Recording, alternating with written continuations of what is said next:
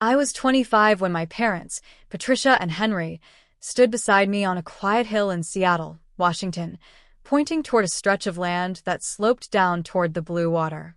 The wind that morning smelled like cedar and new beginnings. My father's hand rested on my shoulder while he spoke about building our forever home. My mother smiled in that practiced way that made everything sound like a promise. They talked about family holidays, grandchildren, and long summers. I wanted to believe them. I was the one holding the binder, the one with numbers, contracts, and the first payment slip that made the dream real. The lot cost $1.48 million. Construction would add another $320,000. I had scraped together $118,000 from 3 jobs and an inheritance from my grandmother in Ohio. I worked as a restaurant server in Belltown, picked up weekend shifts at a catering company, and managed online bookkeeping for a small real estate firm. I was exhausted but proud. When the contractor asked who would be on the title, my parents said, "Put it under our names for now. It'll help with the credit check." I hesitated, then agreed because they were my parents and because I believed love meant trust. During the first few months, I lived and breathed that house. Every tile, window frame, and cabinet knob had my fingerprints on it. I was the one negotiating prices, reviewing invoices, and sending payments. I spent late nights in my small apartment reviewing supply lists while my friends posted pictures of weekend trips. When the roof went up, my father patted my back and said, "Good work, kid." I smiled, unaware that good work would soon sound more like goodbye. When the house was finished, my parents hosted a grand party to celebrate. I wore my black uniform shirt, the same one I wore at the restaurant, because someone had to serve. Guests clinked glasses in the backyard I had designed, their laughter echoing over the new stone patio. My mother leaned close to one of her friends and whispered, "She's learning humility." My father added, "Some people only understand life when they serve others." Their friends laughed. I kept carrying trays of shrimp and glasses of wine that I had paid for. From that day on, I wasn't the daughter. I was the helper. For 5 years, I worked at every party they threw, baby showers, birthdays, fundraisers. I wiped spilled wine off the white oak floors I had chosen from a sample book. I polished the marble countertop I had ordered through a Chicago supplier under my own account. I took care of the lawn, cleaned windows, and even handled the maintenance bills. And when I wasn't serving or cleaning, I slept in a small room above the garage, surrounded by paint cans and folded ladders. My mother used to tell guests, "That little room keeps her grounded." But hidden beneath my exhaustion was something stronger: patience. Because deep inside the binder I carried everywhere was a single sheet of paper that no one else cared about. It was tucked behind the construction receipts and bank slips, safe in a clear plastic sleeve. That one document was my insurance against every insult, every act of cruelty. The clause written in small print said the names on the title were temporary for no longer than 5 years, while the loan and build process was under review. Once the term ended, ownership would transfer to the person who provided proof of payment, and that was me. My parents had signed the page in a rush 5 years earlier when the concrete truck was waiting. They hadn't read it carefully. They just wanted the foundation poured before the rain started. I had paid the notary myself, $95 in cash. She looked at me with kind eyes, stamped the page, and said, "Keep this safe." I did. Every month, I pay the $4,612 mortgage from my own account. I tracked every receipt, every utility bill, every repair. I worked double shifts and skipped vacations. I told myself that 5 years was a long time, but also not forever. I could survive it. As the years passed, the house grew more beautiful, but the people inside it didn't. My parents began introducing me as the housekeeper who never leaves. My brother Ethan borrowed my car without asking, and my sister Lila once used my savings account information to cover her credit card bill. When I confronted her, she laughed and said, "You're lucky to be part of us." The only one who seemed to remember I was human was Fiona, a friend from college who had become an attorney in Portland. When she visited one weekend, I told her everything. I showed her the clause. She read it twice, then looked up and said, "You understand what this means, right? This house is yours." Those words kept me alive during long nights cleaning up after parties where people barely looked at me. I'd whisper to myself, "It's only 5 years." I marked each payment on a wall calendar, crossing out months with a red pen. Then one winter night, after another exhausting event, my mother walked into the garage. She stood at the door, holding a laundry basket full of my clothes. "You've served long enough," she said. "This is our home now. You should build your own." Her voice was calm but final. My father stood behind her, his hands in his pockets. "We appreciate your help," he said, "but it's time you move on." I remember the way my breath froze in my chest. I wanted to scream that every inch of that house existed because of me. Instead, I picked up my backpack, tucked the binder under my arm, and walked out into the cold Seattle night. I rented a tiny room in Ballard for $1,100 a month. I stacked my boxes by the window and worked extra shifts. Each time I passed the hill where the house stood, I reminded myself that the clock was ticking and the law was on my side. I met with Fiona again, this time in her office. We reviewed every payment record, every document, every line of that contract. She smiled when she reached the final clause. 5 years and 1 day after the title was recorded, it transfers automatically, she said. Just make sure your proof is perfect. That night, for the first time in years, I slept peacefully. The house that had stolen my pride was about to return it. The world would soon see that the quiet girl they turned into a servant had been keeping the ultimate secret all along, the key to the very home they thought would never belong to her. The 5th year arrived like a slow drumbeat, steady and inevitable. I had been marking off days in the back of my planner, red pen striking through each square, counting down to the moment the house would rightfully be mine. But on the outside, I kept smiling. I played my role, the quiet daughter who worked, cleaned, and nodded when told she was lucky to have parents like Patricia and Henry. That summer, my parents hosted their largest garden party yet. The new deck lights glowed in soft amber lines I had installed myself. Guests drank champagne under the string lights, marveling at the view of Elliott Bay. The air smelled like grilled salmon, honey, and salt. I wore a plain white dress and sandals, blending in just enough to serve without being noticed. People praised the home as if it were a miracle. "It's like something out of a magazine," one woman said, running her hand across the stone railing. "You two are so talented." My mother smiled and replied, "We have good taste and good help." Then she gestured toward me. "She fetches, she learns, she's good with details." The laughter stung worse than the champagne I'd accidentally spilled on my arm. I wanted to scream that I was the reason any of it existed, that I had designed the layout, paid for the finishes, and signed the checks. But I said nothing. Silence had become my survival tool. When the last guest left around midnight, the music faded, and only the hum of the garden lights remained. I started collecting the empty glasses. My father's voice cut through the night. "Leave it," he said. I looked up, confused. He stood at the bottom of the stairs, hands tucked into his robe pockets, eyes hard. My mother appeared beside him, holding a white laundry bag filled with my clothes. "What's this?" I asked. "This is our house," my mother said evenly. "And your time here is over." I thought she was joking. "Over?" "Yes," my father said. "You've done your part. You can go now. Build something for yourself if you're capable." He pointed toward the door. The binder that had guided every decision in that house, paint samples, payment records, contractor contracts, was lying on the floor near his feet. I stepped forward to pick it up, but he kicked it aside, his voice sharp. "You don't need that anymore." My throat tightened. The binder wasn't just paper, it was proof.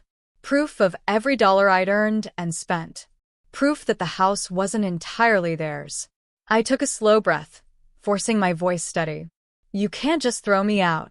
My mother smirked. "Oh, yes, we can. This is our home. You were a guest. Don't confuse gratitude with ownership." I looked up at the ceiling. I had fought to keep from being replaced after a contractor's mistake.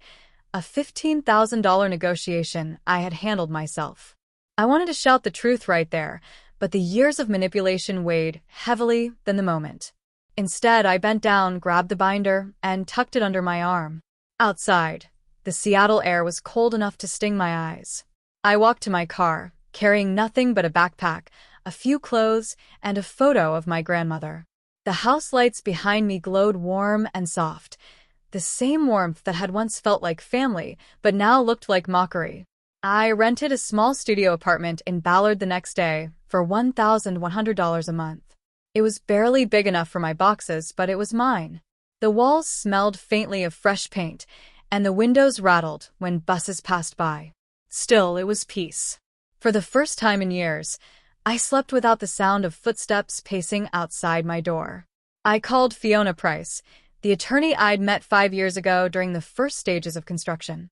She had been the one to help me add the clause to the title, quietly, legally, and perfectly valid. Her calm voice came through the phone. "You did everything right. Don't let them shake you." We met 2 days later in her office near Pioneer Square. Fiona spread the documents across her glass desk, aligning each page in neat rows. "The transfer clause is ironclad," she said, tapping the page with her pen.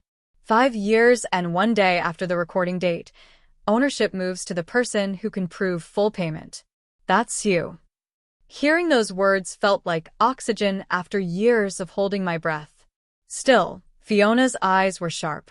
"We'll need every receipt, every bank statement, and every correspondence that proves you made those payments directly." I nodded. I already had them. I'd kept everything.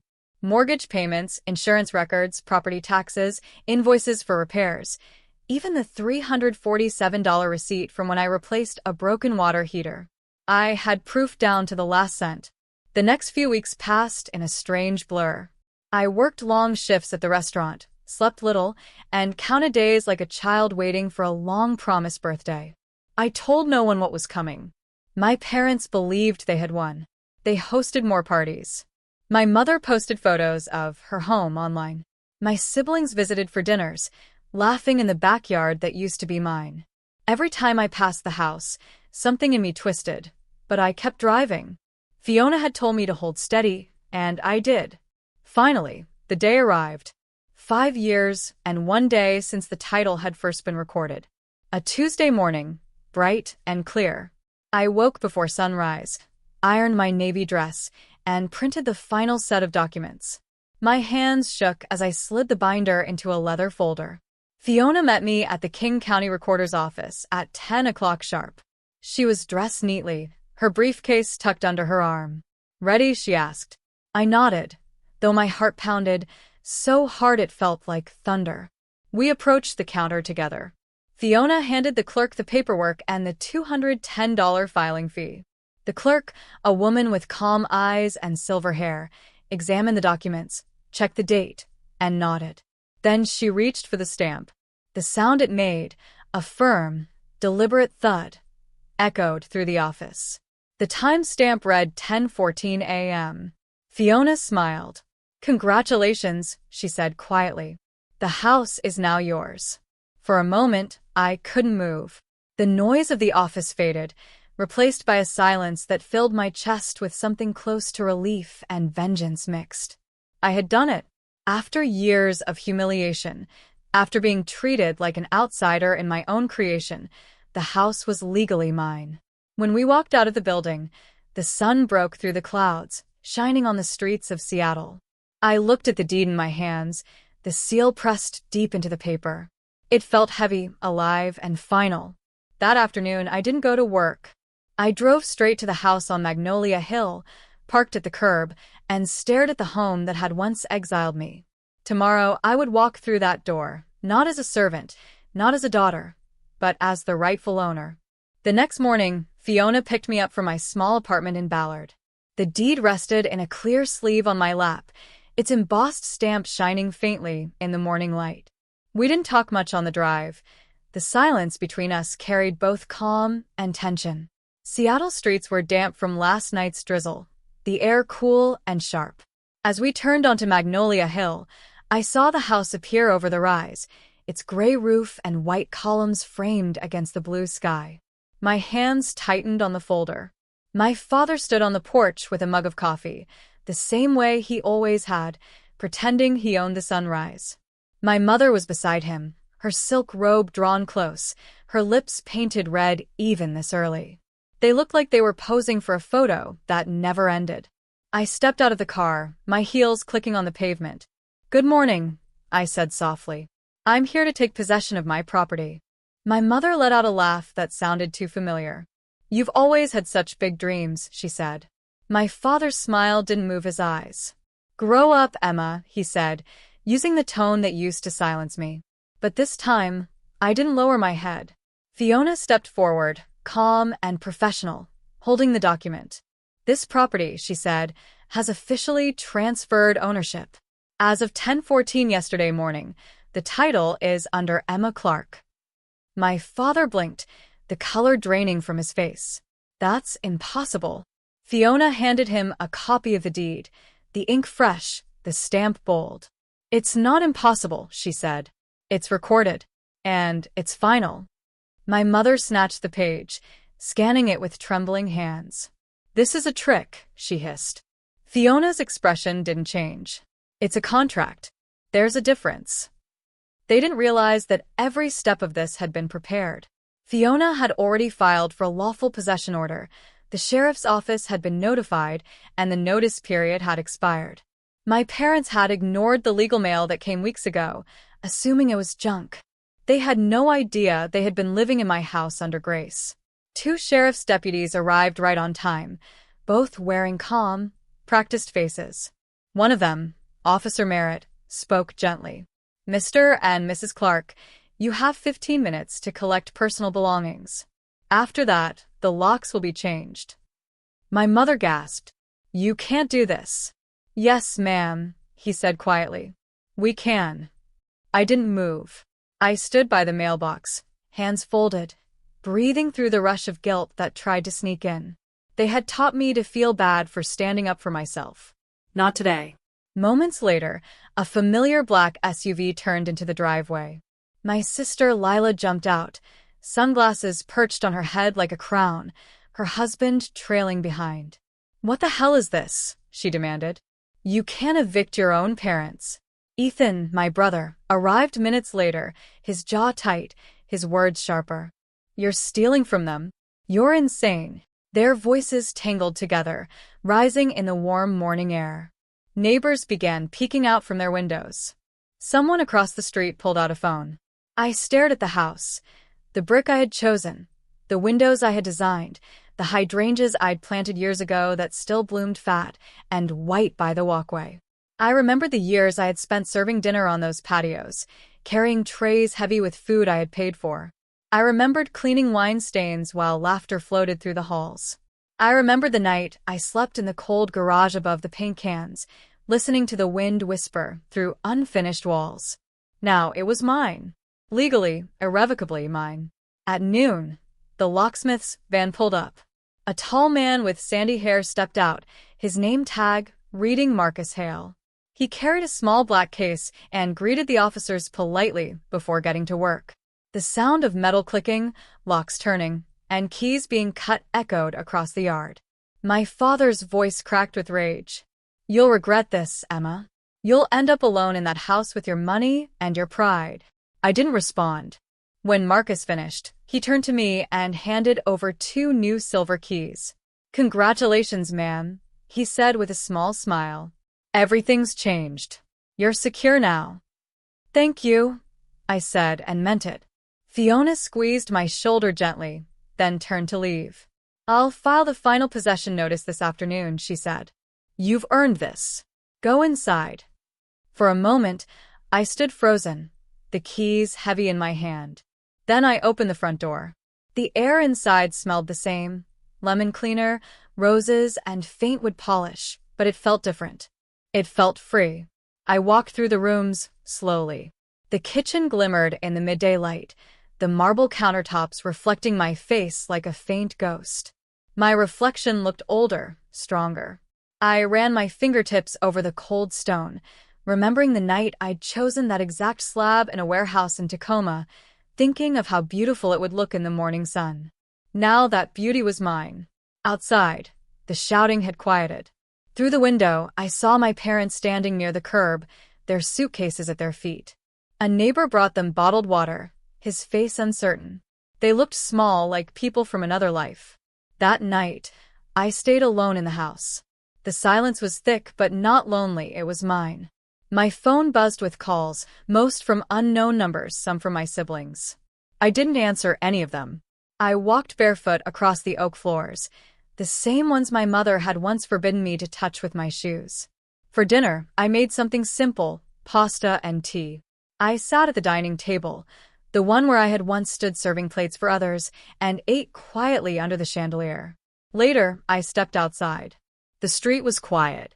The porch light glowed soft and steady, the same light that had once guided me home when I was young enough to believe that house meant love.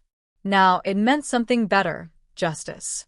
I thought about my grandmother, whose small inheritance had started it all, and I whispered, "It's done." The breeze carried my words toward the city below, where the water shimmered under the moonlight. Behind me, the locked door clicked softly as I closed it. Inside, my home breathed in peace for the first time since it was built. The papers had turned into walls, the signatures into bricks, and the silence into something sacred.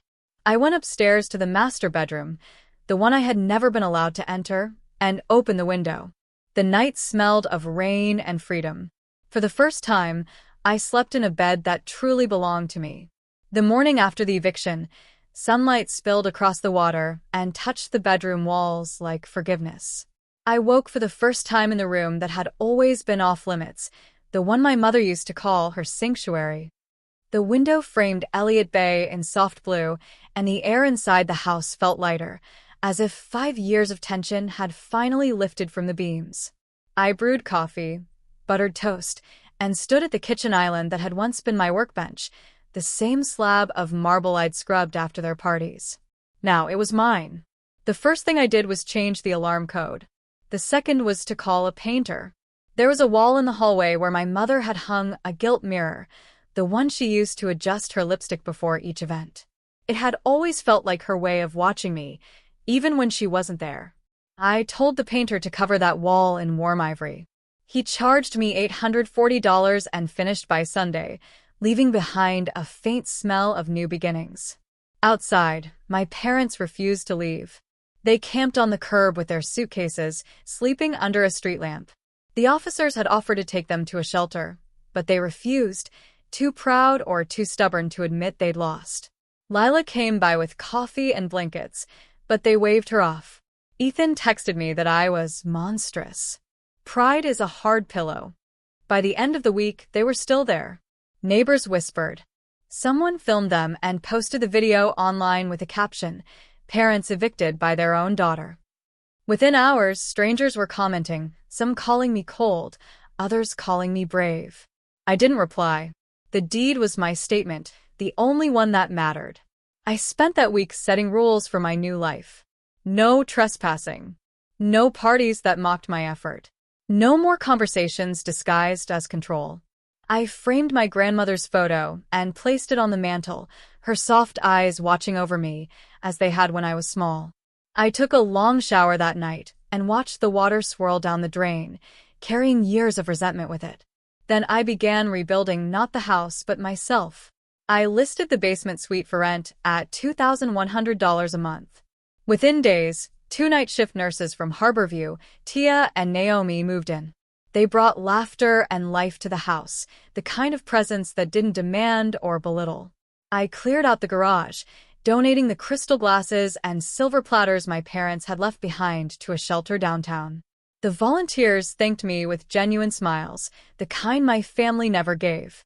One morning, I wired $12,000 toward my student loans.